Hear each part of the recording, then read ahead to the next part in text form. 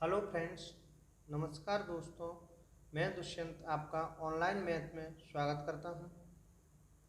यहाँ पे मैं आपको प्रतियोगी परीक्षाओं के लिए नॉन टेक्निकल मैथ कराऊंगा।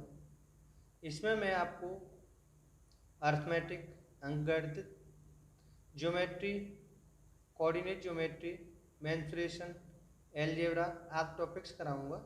सबसे पहले मैं आपको अर्थमेटिक कराऊंगा।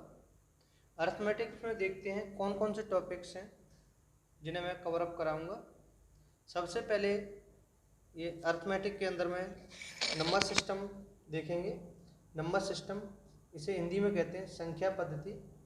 इसके अंदर टाइप्स ऑफ नंबर, संख्याओं के प्रकार, फैक्टर्स, मल्टीपल, ये चीज़ देखेंगे। गुणज एंड गुणनखंड, डिविजिबिलिटी रूल, भाज्यता के नियम, face value and place value, ये देखेंगे। उसके बाद हम नेक्स्ट टॉपिक लेंगे इसमें यूनिट प्लेस कंसेप्ट, इकाई का अंक निकालना, रिकरिंग डेसिमल आदि टॉपिक्स इसके अंदर हम पढ़ेंगे। नंबर सिस्टम के अंदर संख्या पद्धति, यह है अर्थमेटिक के अंदर पहला टॉपिक है, यहाँ से हम स्टार्ट करेंगे। इसके बाद नेक्स्ट टॉपिक्स लेंगे हम HCF एंड LCM का। HCF एंड LCM, इसे हिंदी में कहते हैं महत्तम समावर्तक एवं लघुत्तम समावर्तक। इसके बाद हमारा नेक्स्ट टॉपिक रहेगा स्क्वायर रूट एवं क्यूब रूट, वर्गमूल एवं घनमूल, संख्याओं के वर्गमूल निकालना, घनमूल निकालना, ये चीज हम देखेंगे इसके अंदर। इसके बाद देखेंगे हम सिंप्लीफिकेशन, सरलीकरण। फिर हमारा रहेगा परसेंटेज, प्रतिशत, प्रतिशतता। इसके अंदर काफ़ी सारे क्वेश्चंस आते हैं और ये काफ़ी महत्वपूर्ण टॉपिक है प्रतिशतता वाला। इसके बाद हम देखेंगे प्रॉफिट एंड लॉस, लाभ एवं हानि, ये भी काफ़ी अच्छा टॉपिक है। इससे भी काफ़ी सारे क्वेश्चंस पूछे जाते हैं लाभ एवं हानि से। इसके बाद हमारा नेक्स्ट टॉपिक रहेगा एवरेज, औसत, एवरेज, औसत। फिर हमारा नेक्स्ट टॉपिक रहेगा रेशियो एंड प्रपोर्शन, अनुपात एवं समानुपात, रेशियो एंड प्रपोर्शन, अनुपात एवं समानुपात। फिर हमारा नेक्स्ट टॉपिक रहेगा पार्टनरशिप, हिंदी में बोलते हैं इसे साझा। इससे संबंधित क्वेश्चंस करेंगे और हम इन टॉपिक को भी कंसेप्ट वाइज करते जाएंगे। नेक्स्ट टॉपिक रहेगा हमारा टाइम एंड वर्क, समय तथा कार्य, समय तथा कार्य। ये भी एक बहुत ही अच्छा टॉपिक है, इंटरेस्टिंग टॉपिक भी है और इससे कई सारे क्वेश्चंस भी पूछे जाते हैं। नेक्स्ट टॉपिक रहेगा हमारा टाइम एंड डिस्टेंस, समय तथा दूरी। उसके बाद नेक्स्ट टॉपिक रहेगा हमारा पाइप एंड सिस्टम, पाइप एवं टंकी, जिसे हिंदी में बोलते हैं पाइप एवं टंकी, पाइप एवं सिस्टम से संबंधित। नेक्स्ट टॉपिक रहेगा प्रॉब्लम ऑन ट्रेन्स, रेल संबंधी प्रश्न। ये भी काफी सारे क्वेश्चन पूछे जाते हैं प्रॉब्लम ऑन ट्रेन से,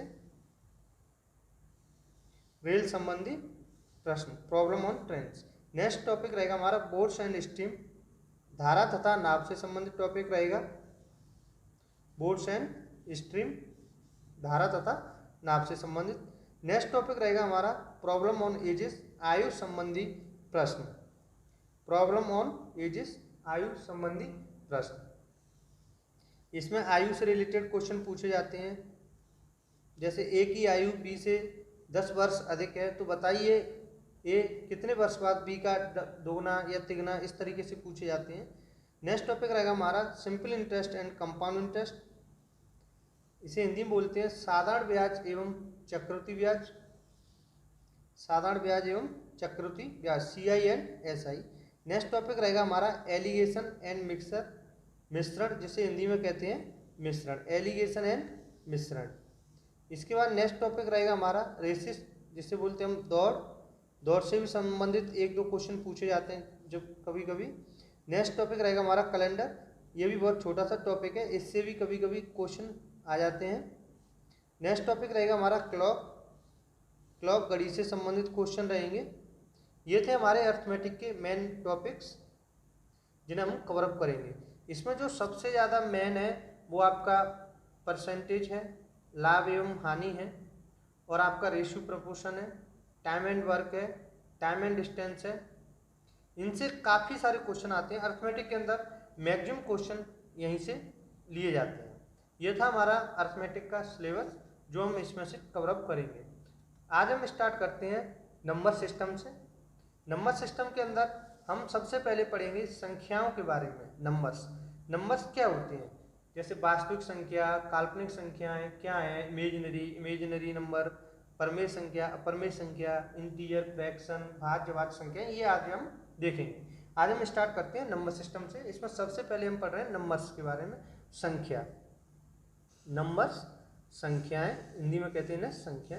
संख्याओं को हम मेन रूप से दो तरीके से बांट सकते हैं, एक रियल नंबर और एक इमेजिनरी नंबर। रियल नंबर और इमेजिनरी नंबर।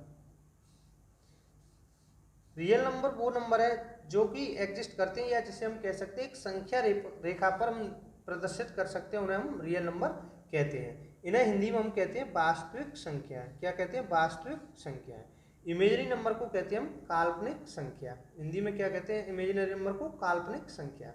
जैसे काल्पनिक संख्या नाम से ही पता चल रहा है कि कोई काल्पनिक है, ऐसी कोई संख्या एग्जिस्ट नहीं होती है, ये काल्पनिक होती है। जैसे आपने पढ़ा हुआ अंडर रूल के अंदर 9, लेकिन हमने यहाँ पे लिया अंडर रूल -9, तो ये काल्पनिक संख्या है। इसके आगे -9 लगने की वजह से, माइनस लगने की वजह से ये काल्पनिक संख्या है। अगर हम इसे सॉल्व करेंगे तो +-3 हमारा बाहर आ जाएगा, +-3, जबकि अंदर क्या रहेगा? अंडर रूल -1 रह जाएगा। जहाँ हम इसे अंडर रूल -1 को आई से प्रदर्शित करते हैं, अंडर रूल -1 को हम आई से प्रदर्शित करते हैं, जहाँ पर आई का अर्थ होता है, आई को बोलते हैं हम आयोटा। क्या बोलते हैं? आई को आयोटा। इसे हम कह सकते हैं I² बराबर -1। जैसे आई बराबर रूल -1, तो I² बराबर हो जाएगा -1। ये थी हमारी इमेजिनरी नंबर। ये हमारे तो सिलेबस में नहीं है, इससे कोई क्वेश्चन नहीं पूछा जाता है। अब हम देखते हैं इमेजिनरी नंबर को छोड़ के रियल नंबर की तरफ। रियल नंबर के अंदर कोई भी संख्या जो संख्या रेखा पर प्रदर्शित की जा सकती है, उसे हम रियल नंबर की कैटेगरी में रखते हैं। इसमें हम कह सकते हैं कि -∞ से लेकर इनफाइनाइट तक जो भी संख्याएं हैं वो रियल नंबर के अंदर आती हैं या वास्तविक संख्याओं के अंदर आती हैं। इसे हम कह सकते हैं जैसे -2, -3, 0, 1, 2, 4, पॉइंट किसी में भी हो सकती है। यानी चाहे तो धनात्मक हो, ऋणात्मक हो, फ्रैक्शन में हो, भिन्न में हो, सारी संख्याएं किसके अंदर आएंगी? वास्तविक संख्याओं के अंदर आएंगी। अब हम वास्तविक संख्याओं को दो भागों में बांट देते हैं। एक है आपका रेशनल नंबर, दूसरा है इरेशनल नंबर। रेशनल नंबर को बोलते हैं हिंदी में परमेय संख्या, और इरेशनल नंबर को बोलते हैं हम अपरमेय संख्या। परमेय संख्या और अपरमेय संख्या के अंदर परमेय संख्या क्या होती हैं? वे संख्याएं जो P/Q के फॉर्म में लिखी जा सकती हैं, उन्हें हम परमेय संख्या कहते हैं। P/Q के फॉर्म में जो भी संख्याएं लिखी जा सकती हैं उन्हें हम परमेय संख्या कहेंगे। जहाँ पे Q 0 नहीं होना चाहिए, क्या नहीं होना चाहिए? Q 0 नहीं होना चाहिए। जहाँ पर परमेय संख्या, जो भी संख्या P/Q के फॉर्म में लिखी जा सकती है उसे हम परमेय संख्या कहेंगे। जहाँ पर P/Q के फॉर्म में लिखते हैं वहाँ Q 0 नहीं होना चाहिए, क्योंकि अगर 0 का किसी संख्या में भाग देंगे तो वो आपकी अनंत की तरफ जाएगी, यानी वो अनंत हो जाएगा। इस वजह से वो संख्या नहीं रहेगी, इसलिए वो उसे हम रेशनल नंबर की श्रेणी में नहीं रखेंगे। जैसे देख सकते हैं, जैसे हमने -2 लिखा, -3 लिखा, या 0, 1, 2 या 1/5, ये सब किस में जा रहे हैं? आपके रेशनल नंबर के अंदर जा रहे हैं। जैसे √4 है तो इसको हम बाहर निकाल सकते हैं, तो ये हमारा किस में आएगा? रेशनल नंबर में। तो 22/7 ये हमारा किस में आएगा? रेशनल नंबर के अंतर्गत आएगा। अपरमेय संख्या जैसे √2, √3, √5, ये किसके अंदर है? अपरमेय संख्या के अंदर है या इरेशनल नंबर के अंदर है। √7, ये सब किस में आएंगे? इरेशनल नंबर में आएंगे। और यहाँ पर एक ध्यान देने योग्य बात है, पाई हमेशा इरेशनल नंबर में रखा जाता है या अपरमेय संख्या के अंदर रखा जाता है।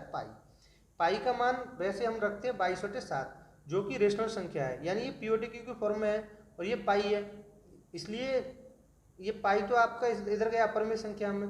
चूँकि एक रीजन और है इसका, जो हम पाई का मान लेते हैं 22/7, वो इसकी एग्जैक्ट वैल्यू नहीं होती है, यह एक संभावित मान है। क्या ये इसका एक संभावित मान है?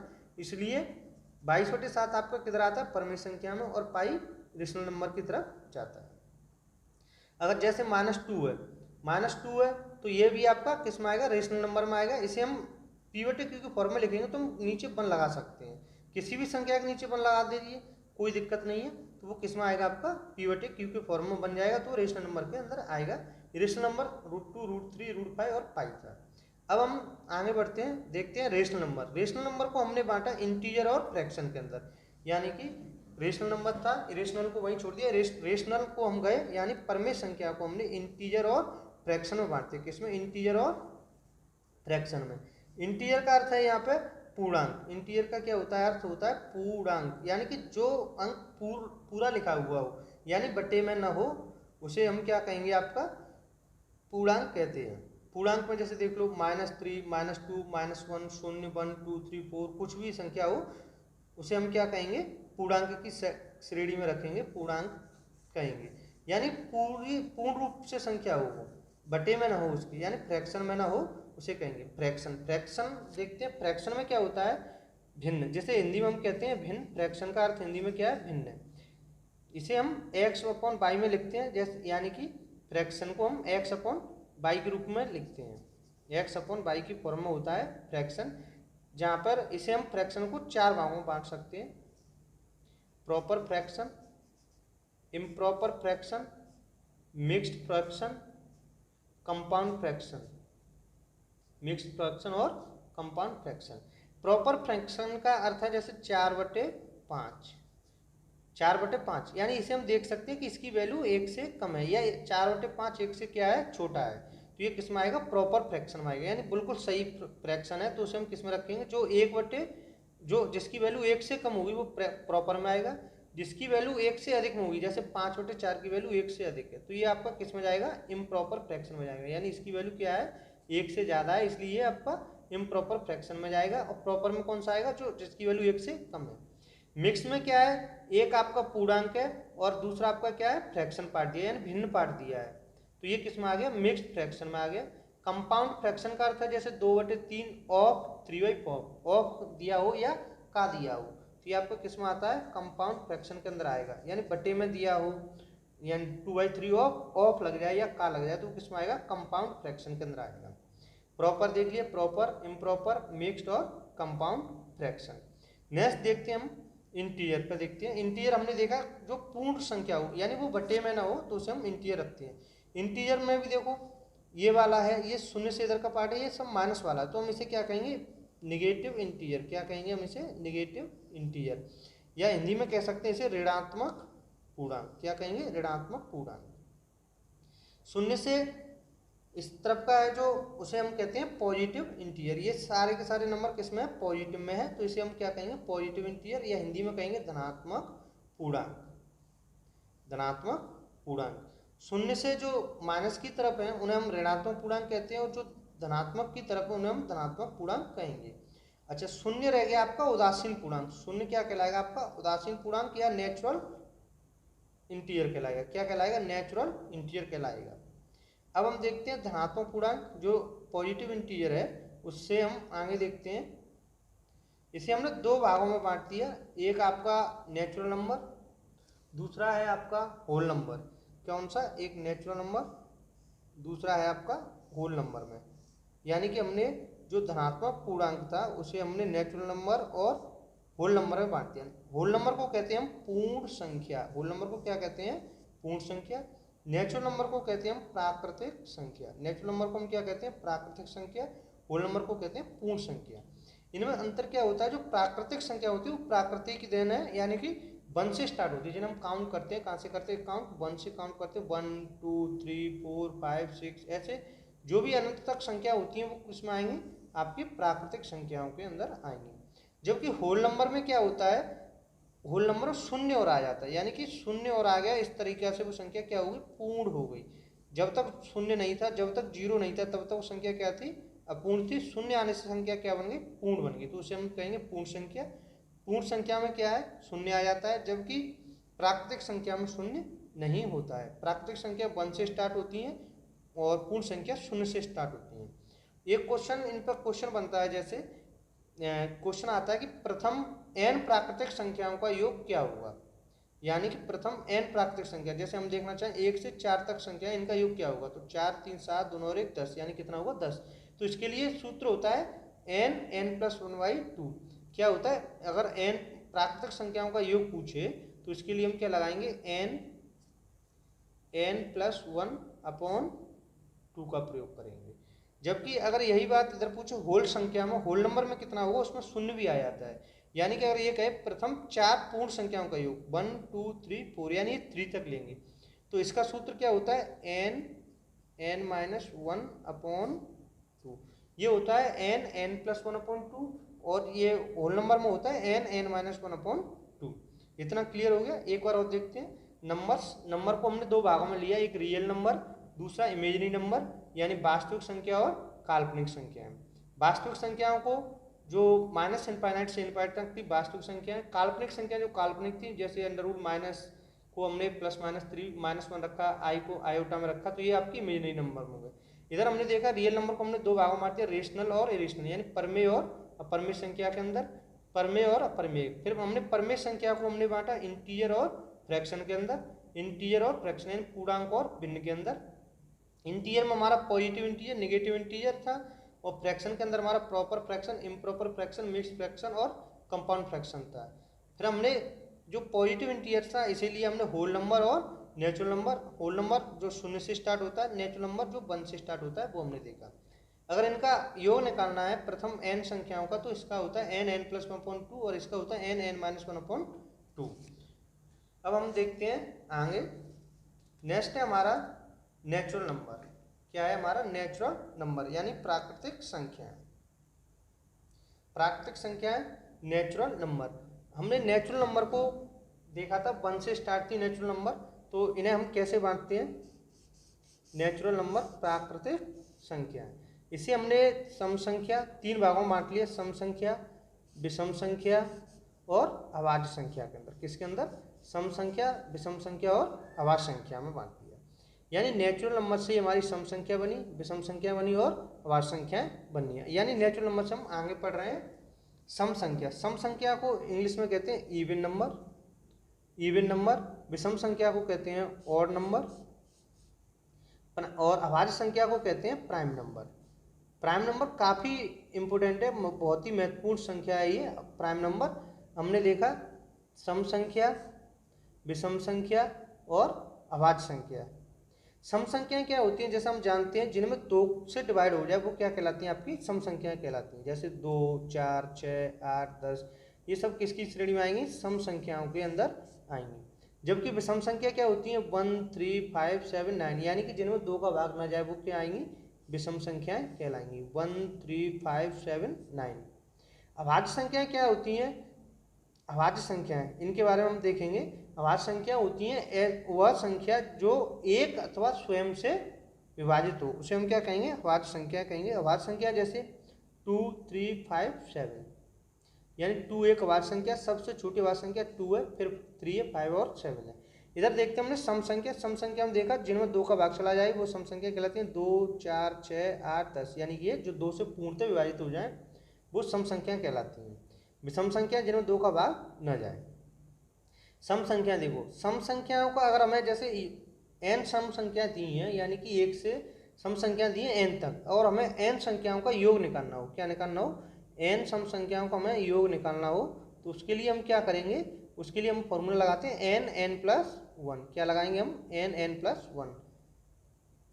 ऐसे ही अगर हम विषम संख्याओं का योग निकालना हो, n विषम संख्याओं का योग, तो इसके लिए हम क्या लगाएंगे, प्रथम n, क्या प्रथम n विषम संख्याओं का योग n², और अगर पूछे प्रथम n विषम संख्याओं का योग तो हम लगाएंगे n+1।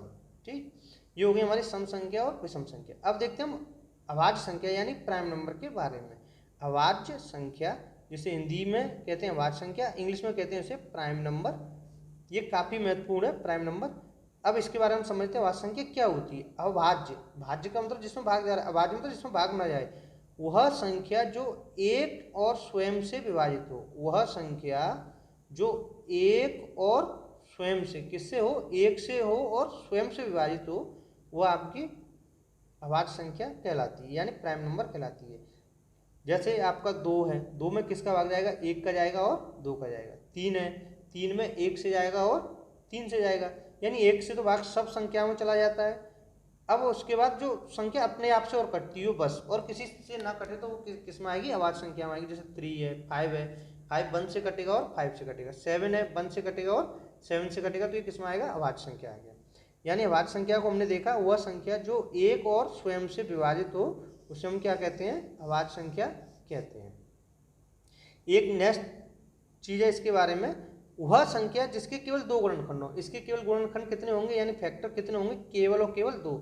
एक तो 1 होगा और एक वो स्वयं संख्या होगी। वह संख्या जिसके केवल 2 फैक्टर हों, यानी कि वह संख्या जिसके केवल 2 गुणनखंड हो अभाज्य संख्या कहलाती है। ठीक है, यानी कि वह संख्या जिसके केवल 2 गुणनखंड हो और एक और वो स्वयं से कटे। नेक्स्ट है इसके बारे में, दो एक ऐसी है जो सबसे छोटी और सम संख्या है। जैसे देखो 2 है, 2 3 5 7 ऐसे चलता जाएगा, तो सबसे छोटी जो सम संख्या होगी, सम अभाज्य संख्या, वो 2 है। सबसे छोटी भी है और सम भी है। इसके बाद कोई सम संख्या नहीं आएगी इसमें, यानी इवन नंबर नहीं आएगा, सब ऑड आएंगे। जैसे 3 ऑड है, 5 ऑड है, 7 ऑड है, 11 ऑड है, 13 ऑड है, ये सब कौन से आएंगे, ऑड संख्या आएंगी। जबकि सबसे छोटी सम अभाज्य संख्या कौन सी है, 2 है। 2 एक सबसे छोटी एवं सम अभाज्य संख्या, कैसी है, सम अभाज्य संख्या है, सबसे छोटी है और सम अभाज्य संख्या। इसके अलावा 2 के अलावा जितनी भी संख्याएं आएंगी अभाज्य संख्या, वो कैसी होंगी, विषम संख्याएं होंगी।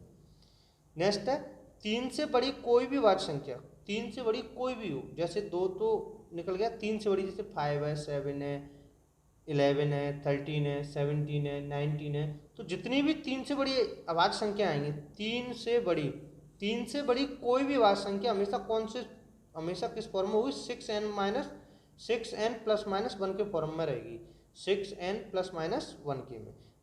लेकिन इसका विलोम हमेशा सत्य नहीं होता है। 6n प्लस माइनस 1 के फॉर्म में होती है, लेकिन इसका विलोम सत्य नहीं होता है। जैसे हमारा है 6n प्लस माइनस 1, अगर हम n का मान हमने रखा 1, क्या रखा, n का मान 1 रखा, तो हमारा ये क्या बन गया, 6 × 1 प्लस माइनस 1, यानी प्लस माइनस 1 किया तो हमारा आया 5, प्लस 1 किया तो आया 7। तो ये दोनों कैसी संख्या है, अभाज्य संख्या है, 5 और 7। नेक्स्ट n बराबर 2 रखा, तो आई हमारी संख्या 11 और 13, ये दोनों कैसी संख्या है, अभाज्य संख्या है। 3 रखा तो हमारी 17 और 19 आई, कौन सी है, 17 और 19, ये भी कैसी संख्या है, अभाज्य संख्या है। यानी कि 6 × 3 प्लस माइनस 1, माइनस 1 किया तो 17, प्लस 1 किया तो 19, ये भी हमारी कैसी संख्या नहीं, अभाज्य संख्या। n बराबर, अब जैसे हमने 4 रखा, यानी कि 6 × 4 24, माइनस 1 23, प्लस 1 25। अब यहाँ पे देखो 23 तो एक अभाज्य संख्या है, लेकिन 25 अभाज्य नहीं है। ये देखो क्यों, क्योंकि ये 1 से भी कटेगी, 5 से भी कटेगी और 25 से भी करेगी, यानी ये तीन फैक्टर हो रहे हैं इसके, इसलिए ये क्या नहीं, एक अभाज्य संख्या नहीं है। तो इससे हम समझे कि जो 6n प्लस माइनस के फॉर्म में होगी, वो जरूरी नहीं है कि वो एक अभाज्य संख्या हो, लेकिन कोई भी अभाज्य संख्या होगी वो इस फॉर्म में जरूर होगी। या तो 6 से 1 से कटेगी तो या तो 1 आएगा रिमाइंडर, या 5 आएगा। लेकिन अगर कोई संख्या है जो 6n प्लस माइनस 1 के फॉर्म में, तो ये जरूरी नहीं होता है कि वो अभाज्य संख्या हो। जैसे हमारा 25 है, अगर हम 6 से करें 36, 6 × 6 36, माइनस 1 करेंगे तो 35 आएगा, जो कि 35 नहीं होता है, और उधर आपका 37 आएगा, वो होता है। ऐसे देखो n बराबर हमने 5 रखा, तो माइनस 1 किया तो 29, प्लस 1 किया तो 31, तो ये दोनों हमारी संख्या कैसी हैं, अभाज्य संख्या है। कैसी हैं, दोनों अभाज्य हैं। लेकिन अगर हम यहीं पर 6 × 6 करें, प्लस माइनस 1 करें, तो यहाँ पे आएगा एक 35 आएगा और एक आएगा 37। तो यहाँ पे देखते हैं जो 35 है वो आपका क्या नहीं है, अभाज्य संख्या नहीं है। 35 कैसा नहीं है, अभाज्य, जबकि 37 अभाज्य संख्या है और ये नहीं है। यहाँ पर कौन सा नहीं था, 25 नहीं था। तो ये जरूरी नहीं होता है कि जो 6n प्लस माइनस 1 के में हो वो अभाज्य संख्या हो, लेकिन जो अभाज्य संख्या होगी वो 6n प्लस माइनस के फॉर्म में होती है। नेक्स्ट इसके बारे में हम देखते हैं, किसी भी 3 से बड़ी अभाज्य संख्या को 6 से विभाजित करने पर शेषफल 1 या 5 आता है। कोई भी संख्या हो, अभाज्य संख्या हो, जो 3 से बड़ी हो, किससे बड़ी हो, 3 से बड़ी हो, और अगर हम उसे 6 से विभाजित करें, 6 से अगर हम उसे विभाजित करेंगे तो या तो रिमाइंडर 1 बचेगा या फिर 5 बचेगा। क्या बचेगा, 1 या 5। यानी जो यहाँ से हमने देखा 6n प्लस माइनस 1, अगर हम इसे ऐसे डिवाइड करेंगे तो या तो एक प्लस में आएगा या माइनस 1 आएगा। तो जैसे हम इधर से देखते हैं, जैसे हमारा नंबर है 7, अगर हम 7 को 6 से डिवाइड करेंगे तो कितना रिमाइंडर आएगा, 1 आएगा, यानी शेषफल 1 आएगा। जैसे हमने लिया 13, अगर 13 को हम 6 से डिवाइड करेंगे तो हमारा रिमाइंडर कितना आएगा, 6 दूनी 12 प्लस 1 आएगा। ऐसे ही अगर हम 23 को करें 6 से तो 6 × 18 कितना बचा, 5 रिमाइंडर आया, यानी कि यहाँ पे भाग किया हमने 6 से तो रिमाइंडर कितना आया, 5 आया। ठीक है, इतना क्लियर हो गया। एक चीज और पूछी जाती है इनके बारे में, अभाज्य संख्या के बारे में, जैसे 1 से लेकर 50 तक, 1 से लेकर 50 तक कितनी अभाज्य संख्या है, तो कितनी संख्या अभाज्य संख्या होती हैं, 15 अभाज्य संख्या होती हैं। जैसे आपके देख सकते हैं 2, 3, 5, 7, 11, 13, 17, 19, 23, ऐसे ही ये आगे चलती जाती है। यानी 1 से 50 तक अगर हम काउंट करेंगे तो हमारी कितनी अभाज्य संख्या आएंगी, 15 संख्या आएंगी अभाज्य संख्या। अगर हम 51 से 100 तक देखें, 51 से लेकर के 100 तक देखेंगे तो हमारी कितनी आएंगी, 10 अभाज्य संख्या आएंगी। कितनी आएंगी अभाज्य संख्या, 10। जबकि 1 से लेकर अगर हम 100 तक देखें तो इसमें अभाज्य संख्या होती है हमारी 25 अभाज्य संख्या होती है। 1 से 50 तक 15 और 51 से 100 तक देखेंगे तो 10 होती हैं, और 1 से 100 तक देखेंगे तो 25 अभाज्य संख्याएं होती हैं। ठीक है, यानी कि हमारा ये क्लियर हो गया सम संख्या, विषम संख्या और अभाज्य संख्या। नेक्स्ट देखते हैं हम भाज्य संख्या। अगला कौन सा है हमारा, भाज्य संख्या, या जैसे हम कहते हैं कंपोजिट नंबर। क्या कहते हैं, भाज्य संख्या या कंपोजिट नंबर। अभाज्य संख्या में क्या था, प्राइम नंबर में क्या था, जो केवल 1 से और स्वयं से कट रही थी। जबकि भाज्य संख्या क्या है, ये 1 और स्वयं से तो कटेगी, इसके अलावा किसी और से भी कटेगी, यानी इसके 3 या 3 से अधिक गुणनखंड होंगे तो उसे हम क्या कहेंगे, भाज्य संख्या कहते हैं। भाज्य संख्या इंग्लिश में कहते हैं इसे कंपोजिट नंबर, वह संख्या जिसके 3 या 3 से अधिक गुणनखंड हो। क्या हो, 3 या 3 से अधिक फैक्टर होंगे तो उसे हम क्या कहेंगे, भाज्य संख्या कहते हैं। जैसे आपका 4 है, 6 है, 8 है, 9 है, तो ये क्या है, आपकी अभाज्य संख्या है। भाज्य संख्या भाज्य संख्या क्या होती है, जिनके 3 या 3 से अधिक गुणनखंड होंगे उन्हें हम कहेंगे भाज्य संख्या। और अभाज्य संख्या क्या थी, केवल 1 और स्वयं से कट रही थी। भाज्य संख्या जो 3 या 3 से अधिक गुणनखंड हो, जैसे हमारा 4, 6, 8, 9, 10, 12, 14, 15, ये सब किसमें आएंगे, भाज्य संख्या के अंदर आएंगे। अब हमने देखा कि जो 1 था ना तो वो भाज्य संख्या के अंदर आया, ना ही वो अभाज्य संख्या के अंदर आया। यानी 1 क्या है, ना तो वो भाज्य संख्या है ना ही अभाज्य संख्या है। यानी कह सकते हैं 1 is neither prime number nor composite number. ना तो वो प्राइम नंबर है ना ही कंपोजिट नंबर है, ना ही वो भाज्य संख्या ना ही अभाज्य संख्या है। इसके बाद एक और संख्या है हमारी संपूर्ण संख्या या परफेक्ट नंबर, जिसे हम क्या कहते हैं, संपूर्ण संख्या, आदर्श संख्या या परफेक्ट नंबर। क्या कहते हैं इसे, संपूर्ण संख्या या आदर्श संख्या, परफेक्ट नंबर। इसे देखते हैं, यदि किसी भाज्य संख्या के गुणनखंडों का योग कोई भी भाज्य संख्या हो और उसके गुणनखंडों का योग संख्या से दोगुना हो तो वह संपूर्ण संख्या कहलाती है। यानी जैसे कोई भी संख्या हो, कोई भी भाज्य संख्या हो, कौन सी संख्या हो, भाज्य संख्या, यानी जिसके 3 से अधिक फैक्टर हो वो संख्या हो, और उसके जितने भी फैक्टर हो उनका सम करें यानी उसका योग करें तो योग कितना हुआ, उस संख्या से दोगुना हो तो वह क्या कहलाती है, आपकी संपूर्ण संख्या कहलाती है। जैसे आपका हम देखते हैं 6, जैसे सबसे पहला उसका उदाहरण क्या है, 6 है, तो 6 क्या है, एक संपूर्ण संख्या है। नेक्स्ट संपूर्ण संख्या कौन सी होती है, परफेक्ट नंबर 28। उसके बाद कौन सा, 496 है। अब इन्हें हम देखते हैं, हम इन्हें निकालते कैसे हैं।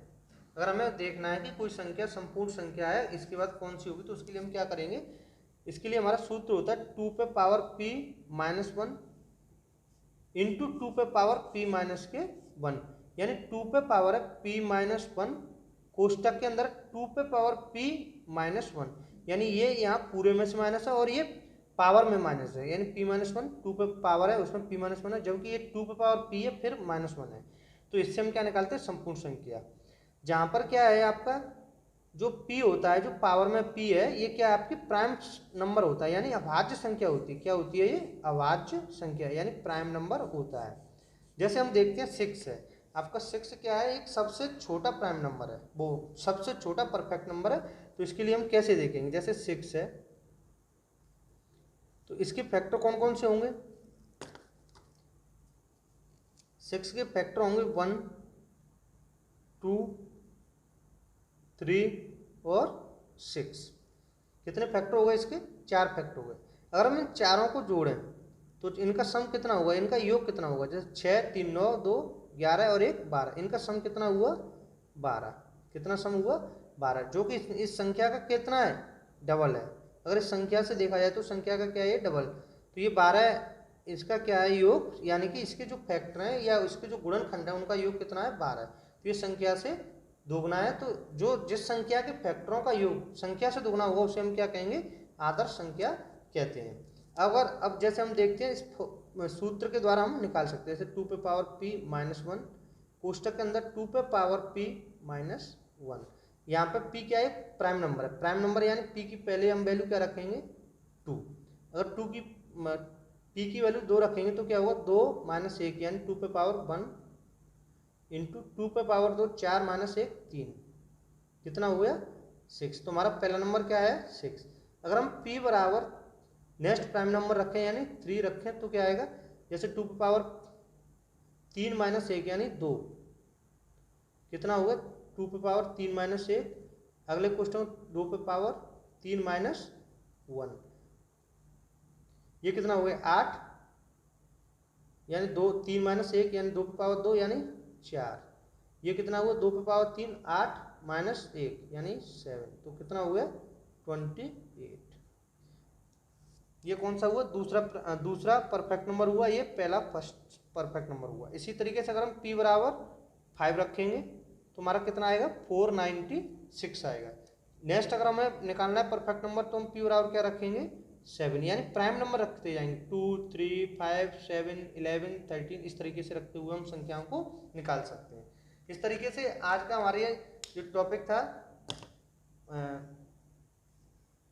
नंबर सिस्टम के अंदर, इसमें हमने संख्याओं के बारे में पढ़ा।